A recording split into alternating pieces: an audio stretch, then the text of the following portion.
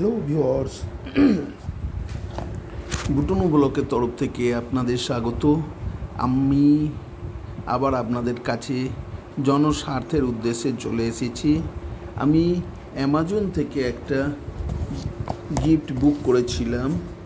এই যে দেখেন, অ্যামাজন ইন লেখা রয়েছে, পার্সেলের বক্স নাম্বার, এই যে পার্সেল বক্স। এই বক্সটা আমি বুক করেছিলাম। এতে আমি বুক করেছিলাম একটা মিনি প্রজেক্টর আমার মেয়ে বুটনু ব্লকের জন্য। কাজের সুবিধার্থে আমি বুক করেছিলাম, কিন্তু আমি বুক করার পর কালকে যখন আমার বাড়িতে পার্সেল এলো, তখন এই পার্সেলটা আমাকে ক্যাশ অন ডেলিভারি দিয়েছে। এর মধ্যে আমি ওই ডেলিভারি বয়ের সামনে খুলেছিলাম। এর মধ্যে মিনি প্রজেক্টর নেই, এই দেখেন মিনি প্রজেক্টর নেই।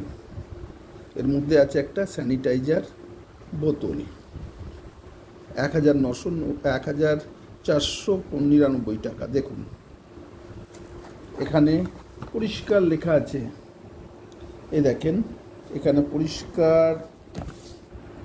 পরিষ্কার করে লেখা আছে মিনি প্রজেক্টর। এখানে লেখা আছে, দামও লেখা আছে।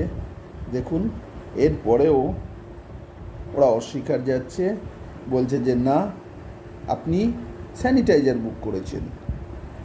এর মধ্যে স্যানিটাইজার দিয়ে পাঠিয়ে দিয়েছে। তাই ভিউয়ার্স, যে সমস্ত ভাই বোনেরা অনলাইনে জিনিস কেনেন, তাদের উদ্দেশ্যে আমার বিনীত নিবেদন এই যে আপনারা যখন কোনো জিনিস কিনবেন, তখন সেলসম্যানকে দিয়েই খোলাবেন। তো তুমি খোলো, খুলে দেখাও, আমার যদি প্রয়োজনের জিনিস হয় নেবো, তা নাহলে ফেরত দিয়ে দেবেন, আর না হলে নেবেন না, ফেরত করে দেবেন। দেখেছেন আমি কত বড় ঠকে গেছি।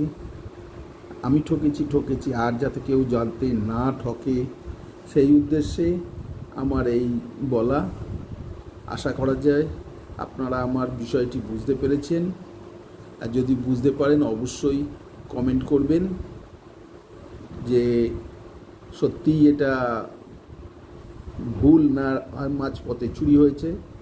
কারণ আমাকে তো পয়সা দিতে হয়েছে, 1 পয়সা কম নেয়নি, এখনও পর্যন্ত কোনো আসেনি।